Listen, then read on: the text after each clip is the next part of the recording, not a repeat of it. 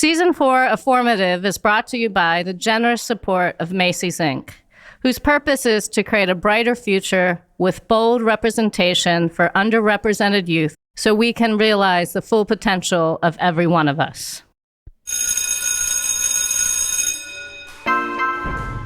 Welcome to Formative, the show where today's leaders are interviewed by the leaders of tomorrow.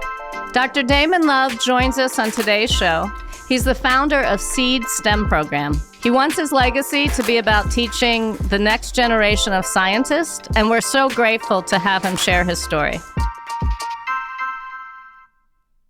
Hello and welcome. I'm Rachel Gazdick, CEO of New York Edge, and my co-host today is Aiden from IS-295. Aiden, tell us a little bit about yourself. I hear you're an athlete. I'm 13 years old. I'm a middle school basketball player, and I was born and raised in New York. I want to continue to play basketball. I want to work on my skills, to play, make, and score. And as well as I play basketball, I also sit at home and play video games, listen to music, all that stuff, work out. It's just what I like to do. In school, I like to learn about new things that I haven't learned about. For example, in science, I like to learn about, how plants and animals work. And for ELA, I like to learn about books and stuff. So, Who are you going to be interviewing today? I'll be interviewing Dr. Damon Love, the co-founder of a STEM organization. Well, let's bring them on. Welcome, Dr. Love, and thank you so much for being here. Oh, it's my pleasure. Thank you for having me. It's really an honor. What inspired you to pursue your career? That's a good question. So let me back up a little bit. When I was your age, I liked to get into stuff. I was also a student athlete. Baseball was really my main thing. And then in college, I actually went on and ran track. But early on, I always found that I liked to take things apart and put them together. It was just what I did. And somewhere along the line, that became what I then didn't know, but now came to appreciate that that's just part of the discovery process. And when I describe science to anyone from adults to kids, I describe it as a very natural thing. It's not one of those things that's, only for the guys in lab coats or whatever. Science is a very practical thing.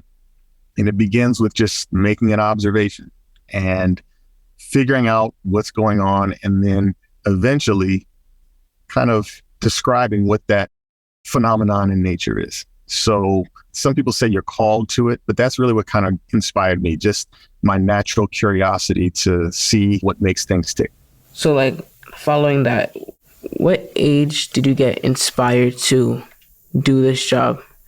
I work for a pharmaceutical company. I'm a medical director, but I also co-founded my own company with my wife. So I knew that I wanted to help people probably when I was your age. I just didn't know how. Then as I got older, or when I got into high school, I said, I want to cure cancer. After I graduated college, I said, I want to go get a PhD and work as a scientist and help discover drugs. The STEM program, that was a little different. I had benefited from programs like that as a kid. And my wife decided that she wanted to do a STEM kind of program, but we didn't really exactly know how she wanted to do it.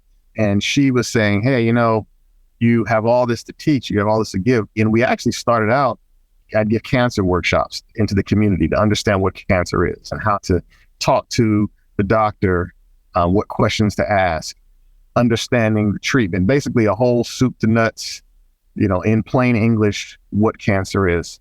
And that turned into teaching children science and teaching what I know. So it went from, hey, why don't you teach all these people the stuff that you know about cancer to, why don't we teach the next generation of scientists? All of that part happened probably within the last 5 or 6 years. So it's been kind of an evolving, growing thing that started when I was your age.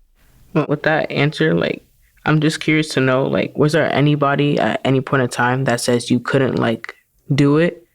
And if there was, how did you handle it? when I was young, I did have one teacher, I think it was in kindergarten, that I don't know, I'd always ask questions. And she at one told me, said, Damon, stop asking so many questions. So I went home with that. And then later my mom had learned that I was kind of quiet in class. And she said, what's going on? And I think I just casually mentioned, my teacher just told me I was asking too many questions. And she got angry because she was saying no child should be discouraged from being curious and asking questions. So from early on, other than that one time and early in life, I wasn't told that I couldn't do something. It wasn't until I went on past college and was in graduate school working on my PhD when somebody asked me what my goal was. And I told him, I said, I'm trying to cure cancer. And she said, oh, you're not going to do that. People have been trying that for years and haven't gotten anywhere. So, of course, I'm the kind of person, if you tell me I can't do something, I'm going to, if not for no other reason, out of spite, I will tell you I'm going to try to do it. So fortunately, throughout my young life and adult life, I had the right people who supported me and encouraged me, so they didn't kind of steal my thunder at an early age. Like, as you said, that you wanted to cure cancer. Do you still want to cure cancer, or was it like a dream in the past? No, I still want to.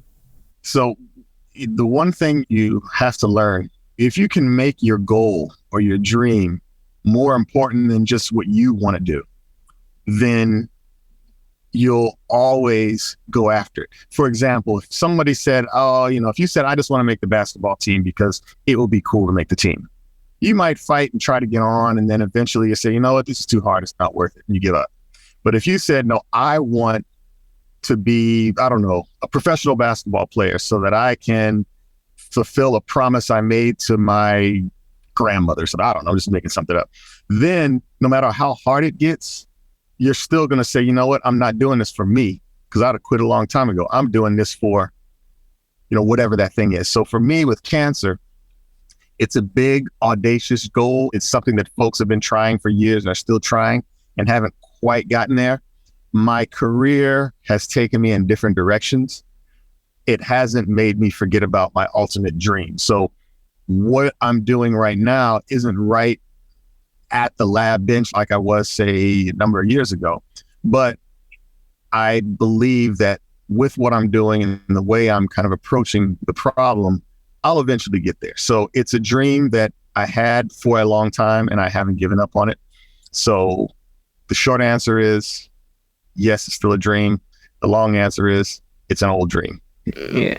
So I remember how you said you used to play sports and I used to play multiple sports. Mm-hmm. And is there any sports that you did that connect to your STEM program now? Well, connect in what way? I mean, as in connect as do you try to influence sports on kids through STEM? Well, okay. So I sometimes use my experience with sports as something that other people can understand. For example, I was talking about how to design experiments. And there's something called the scientific method.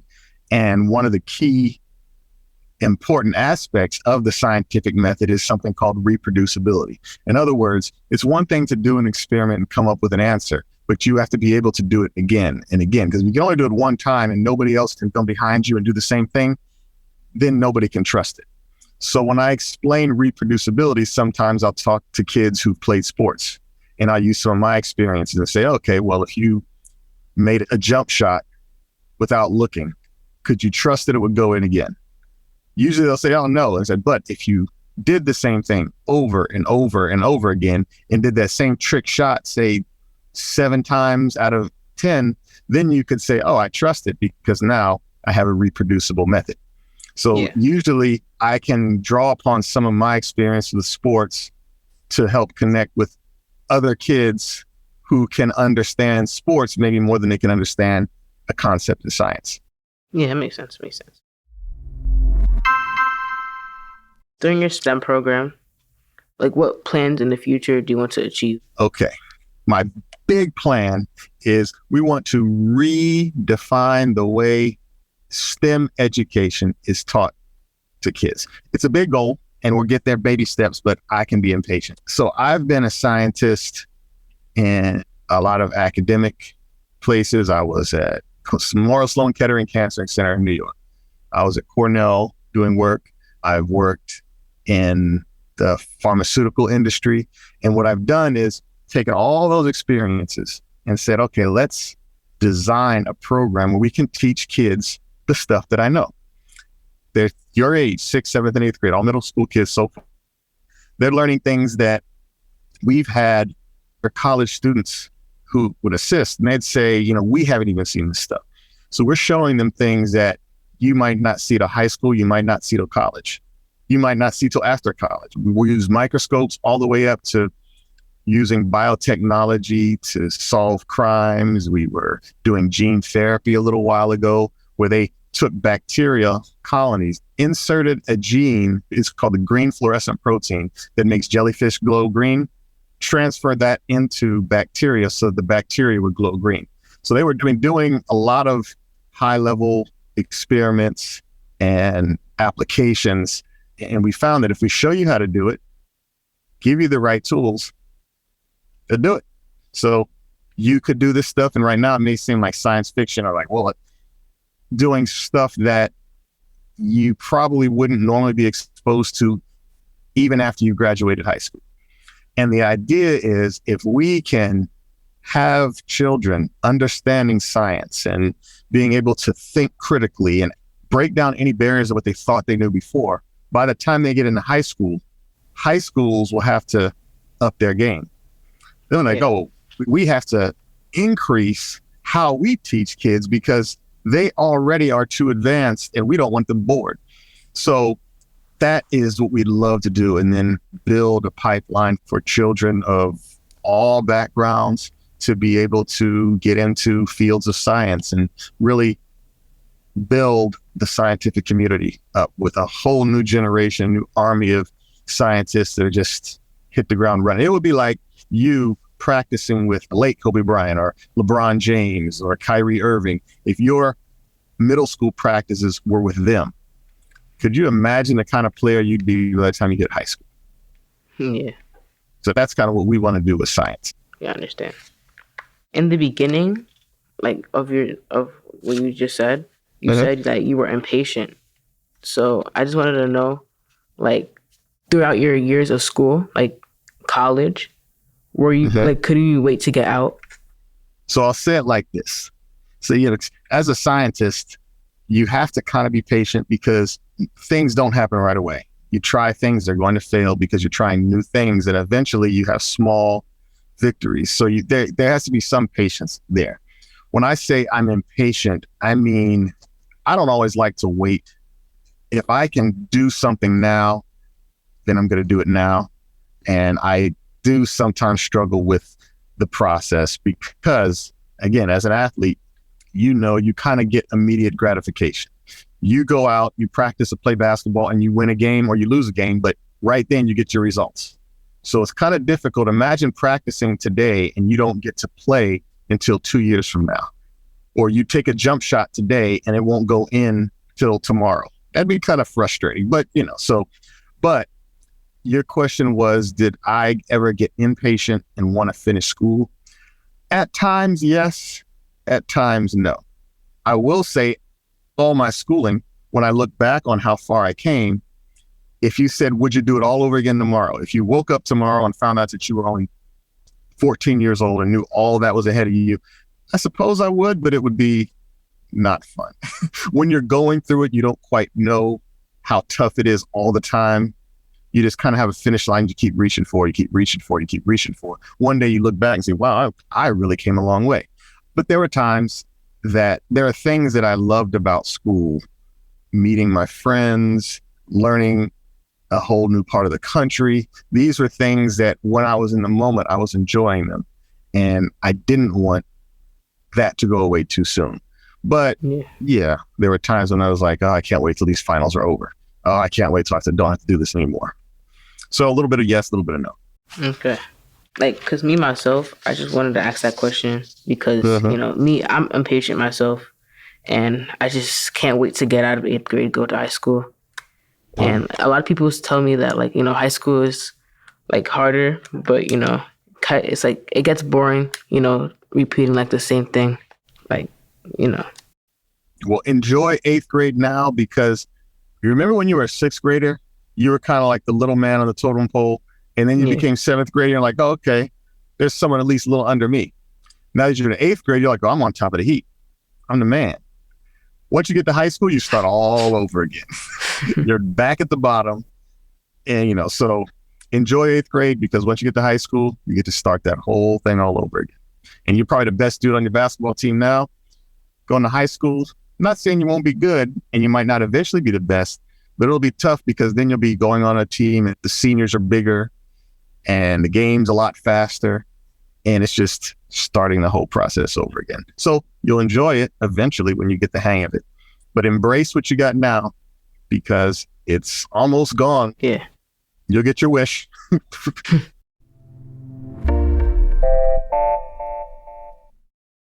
Can you tell me about the specifics of what you do in the STEM program? In my role, I design all of the curriculum. I design the experiments. I do some of the teaching, and all of what we do is built on the principle of kind of starting from the bottom. We take you along from what does science mean to you, and understanding that it's very practical. In some way, everybody is a scientist. Everybody has carried out a science experiment. And when we talk through what it really means, the process of discovery, then folks can say, oh yeah, okay, I get that. We go from there to then building on how we study science. And usually one of the most essential tools, or the most elementary tools for biological science, is microscope. So we teach microscopy and how to study things under a microscope and what you're looking at. Then we go on to dealing with looking at samples of human tissue that we get from medical schools and understanding the structure and how that affects the human body. And then we go on and do microbiology, where we're actually looking at bacteria, growing bacteria. Then we introduce genetics, and there are components of this course where we actually have the students isolate genes and chromosomes from strawberries. And I take bits and pieces of things that I've learned, things that are applied in the pharmaceutical industry as well as in academic labs, and relating everything that you do in the lab to some practical application. So just yesterday, we were using a technique where you could separate molecules using chemical applications. And then we said, this is who uses this, and this is why they use it. And then when they go out and do the experiments, they get to see the principles in action. So all of that design is what I'm responsible for. And then there are other things that are involved in the company. My wife is a chief executive officer, and she does all of the business side of things. So in my role with the STEM program right now, I'm doing all the teaching as well as designing the studies. The plan is that I'll probably move more into hiring people, and I'll be responsible for teaching them how to teach the courses. So does that answer your question? Yeah, answer my question. Okay. Good. So when you're on the job, like on and off days, what's your like daily routine? Sometimes it depends on the day of the week. Give you an example. So on Monday, I'll work from home, and I'll start my day usually around 7:00, meetings or whatever. And then I'm doing some type of research throughout the day until about maybe 5, 6 o'clock. And then it's my downtime. I'll go work out, cook, spend time with the family. And then usually sometime that night, I start preparing for the lesson for the STEM program we're teaching the next day. I teach those every Tuesday and every Thursday. That's the only teaching I do now. Wednesday is the one day that I travel to my office in New Jersey from New York. And that's usually a full day of just meetings in person, kind of whatever I'm not able to take care of from home or working remotely. Last week, I was in Minnesota working with another physician scientist because we're running a drug study. We call them clinical trials, when you have a drug that you want to test before you can actually make it available to people. You're taking a drug in a small sample of patients, you test it, and you want to see, is it working? Is it safe? And you go through various processes like that until eventually, if you find a drug that does work and it works better than whatever the normal standard of care is, then it makes this available. Well, that process, we're doing research collaborations with physicians all over the country. So some of my time I'm spending meeting with them and discussing the research, the problems, solutions, and so on and so forth. So from time to time, I have to travel a little bit. The only thing that's the same is I wake up and I go to sleep, spend time with my family, and eat. Other than that, every day is going to be a little different in some way. Do you see yourself working in that company for the rest of your life? So the pharma company that I work for, I won't be there for the rest of my life. The company we've built, I hope to make that my legacy. So eventually that company will live on after I do. So yes and no, I guess. No to the company I work for, yes to the company that I built.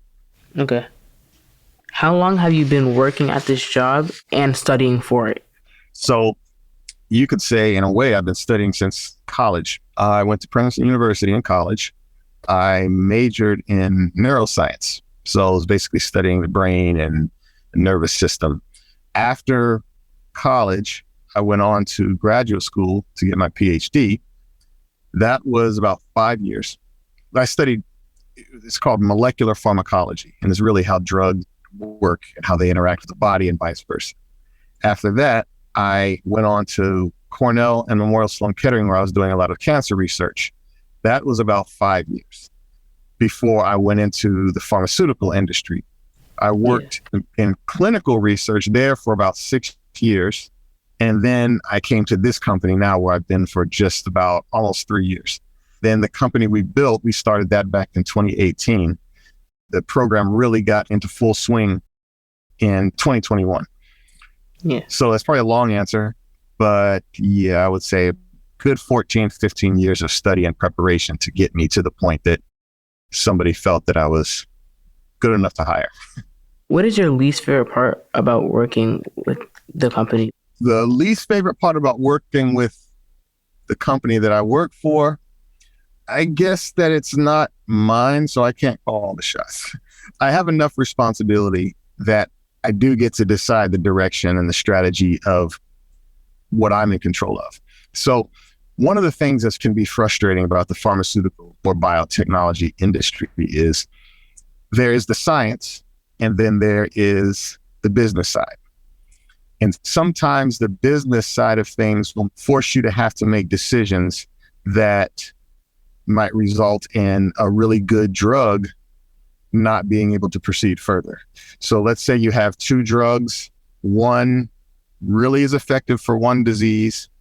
Another one is really effective for another disease, but maybe there's a greater need in one area than the other. The company might have to make a financial decision and say, we have to put our money here, and we can no longer support building that drug. So those are the things that can be really frustrating when the science is good, but the money side or the business side of things has to force you to make a decision that, it's tough. So those are some of the things that I don't like about the company, but then that's not my company as much as that's just how the industry works. Think of it like in the basketball team. You might have 12 roster spots and 13 good players, but one person has to go. And it's like, oh man, if we could have 13 spots, we'd have all players, but we got to let someone go. Well, sometimes that happens. Yeah, I get it. Like, following up with that question, what's your favorite part about working for your job? My favorite part is being able to help people. When I first said I want to be a doctor, I first said I wanted to go become a medical doctor and help people. Somewhere along the way, I realized I was more interested in research than actually practicing in the clinic. So I went and worked in graduate school, got my PhD, and I was researching cancer. And the idea that you can develop a therapy that can help people fight a disease that they otherwise didn't have good answers for, is what really motivates me. Okay. For my last question, I just wanted to know, like, how do you plan to get more kids into your STEM program? So part of it is letting the administrators know, because they're the decision maker. You know, you had kids in your class that sometimes might act out, sometimes aren't always the most attentive students. And what often happens is you might have the teachers just kind of, I don't want to say give up on them, but decide, oh, well, you know what? These are the good students. They're not the good students, and therefore write them off. Well, we get all the students and we give them all the opportunity to really try things out. And what ends up happening is we'll get these administrators are like, hold on, you got so-and-so in there? I'm like, yep. And then that gets their attention. So then they start talking to other folks and they say, you know what, we want to have this in our program. And the more we can get you all to talk about your experiences, the better. So, you know, some of the kids, we had started working with them, trying to get them to do like TikTok stuff or social media things that kind of spread the word to show the fun that they're having to get other people excited. So we're still working on that. And, you know, we love to hear from kids our age, like what would work with you? What would make you want to join a program? Or what would make you want to talk to one of your friends like, hey, you know, I want to try this out? I guess like maybe if it was like fun, because me personally, if something's boring, you know, I'm not going to want another kid to come in and be like, oh, this is boring too. So maybe like, for example, when I have off time in math class, we probably play like math games and stuff. Okay. And so that brings me in more into math than just like learning about, you know, stuff like book written and stuff. Yeah. Okay. So yeah, we try to make things very hands-on. We even do games. Sometimes we'll have pizza and we'll do things, but we'll disguise a test in the form of a game. Or once we did Family Feud, but all the topics are things that we would have learned. I mean, yeah, there is going to be some component where you have to just listen, and that might be the boring part. But what I usually do is I say, okay, give me 5 minutes and 25 seconds, set the clock. Give me that much time to describe what we're doing, and then we start the lesson. And usually that works. Yeah. Usually. So we're trying, but getting input from creative people like yourself would be great. And thank you for giving me that feedback. You're welcome. That's really all my questions. Like, thank you. And it was really like interesting learning about you and like what you do. So I just want to thank you for that. Thank you, Aiden. It's been a pleasure. You're a really bright kid and you have quite a future ahead of you. Thank you. Thank you so much for being with us on the show today. And we ask all our guests the same question at the end of the show. If you could go back in time and speak to yourself when you were 13, what's one piece of advice you would give yourself? I would say study hard. Know that everything that you're doing now is going to benefit you in the future, even if right now it doesn't seem to make sense. And surround yourself with people who have the same energy as you. They don't have to want the same things, but they have to be as passionate about bettering themselves as you are about you. So if you love basketball and someone else loves baseball and someone else loves science, as long as you all are each going after the thing you love with the same energy, that's the people you want to be around. Thank you. Thank you.